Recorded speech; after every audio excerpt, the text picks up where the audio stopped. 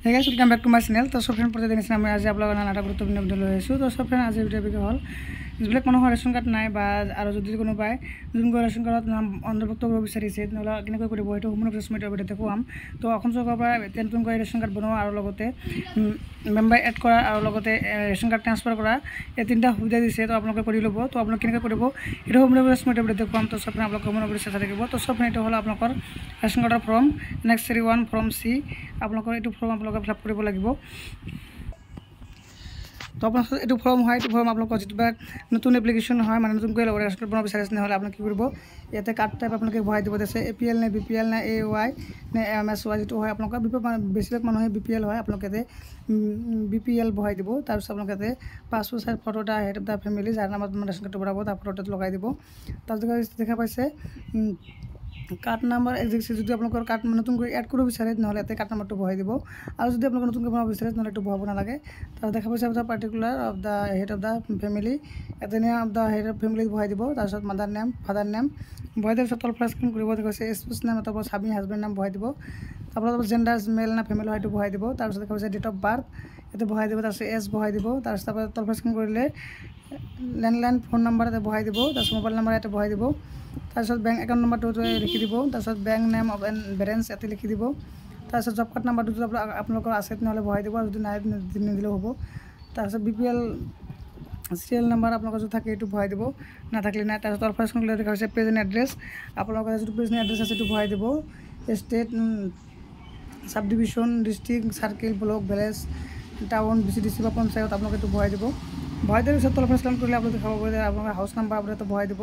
দেখা পাইছে status of residing own house rent house আপোনালোকৰ মানে ভাড়া ঘৰত থাকে না নিজৰ ঘৰত থাকে এইটো লিখি দিব। যদি আৱান হাউচ যদি নিজৰ ঘৰ হয় নহলে আৱান হাউচ দিব আৰু যদি ভাড়া ঘৰত হয় ৰেন্ট হাউচ দিব।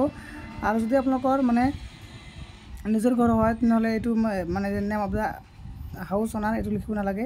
তাৰপিছত ল্যান্ডমাৰ্ক লোকেলিটি কলোনি আপোনালোকে দি দিব। তাৰপিছত আপোনালোকৰ সেন্সাস হাউচ নাম্বাৰ লিখি দিব। তাৰপিছত পেন নাম্বাৰটো দি দিব এই যে পিন নাম্বাৰটো দি দিব আপোনালোকৰ। তাৰপিছত তল ফ্লাশ স্ক্ৰীন কৰিলে দেখা পাইছে जैसे लोकसभा कन्स्टिट्यूएंसी আপোনালোকৰ যেটো লোকসভা যেটো কনস্টিটুৱেন্সি হয় এইটো লিখাই বহাই দিব। তাৰপিছত এছেম্বলিটো আপোনালোকে বহাই দিব। তাৰপিছত ইয়াৰ ভোটাৰ লিষ্ট আপোনালোকে কিমান চনৰ ভোটাৰ লিষ্টৰ নাম আছে এইটো আপোনালোকে এইটো বহাই দিব।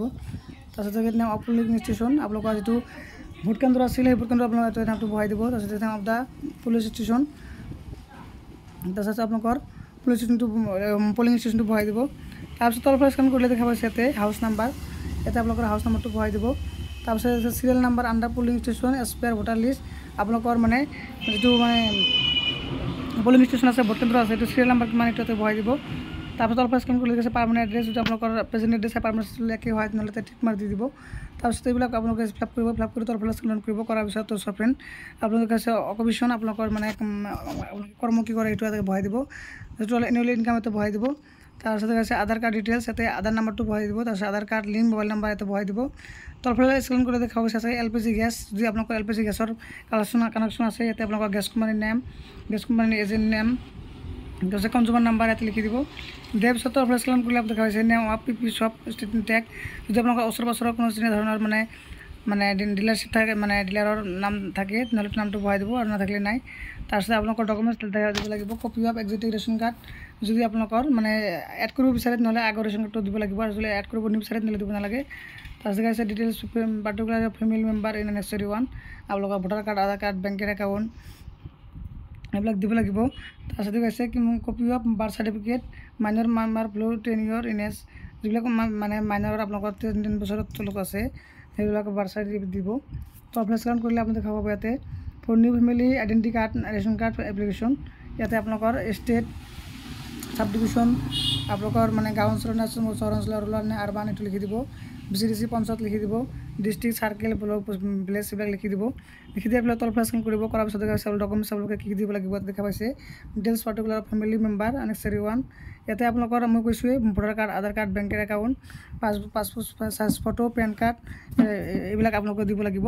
তাৰপৰা তল ফ্লাশ স্ক্ৰীন কৰিবলৈ কৈছে signature in full in head of da family আপোনালোকৰ যিটো কাৰণে ৰেচন কাৰ্ডটো বনাব এই মেম্বাৰজনে ইয়াতে সিগনেচাৰ কৰিব লাগিব।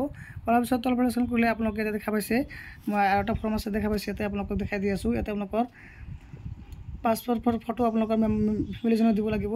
তাৰপৰ দিব লাগিব আপনাৰ name of the family member তাৰপিছত আধাৰ কাৰ্ড নাম্বাৰ, জেণ্ডাৰ মেল না ফিমেল, ডেট অফ বাৰ্থ, তাৰপিছত এজ, তাৰপিছত voter serial number, mother name, তাৰপিছত স্পৌজ নেম, তাৰপিছত কৈছে ৰিলেশ্যন উইথ এপ্লিকেশ্যন, তাৰপিছত নেশ্যনেলিটি, তাৰপিছত আপোনালোকৰ এইবিলাক মানে এটা কৰি আপোনালোকে বহাই দিব। বহাই দিয়াৰ পিছত তলপে স্ক্ৰল কৰিলে ইয়াতে একনলেজমেণ্ট আহি যাব। ইয়াতে আকৌ আৰু এটা ফটো লগাব লাগিব আপোনালোকৰ।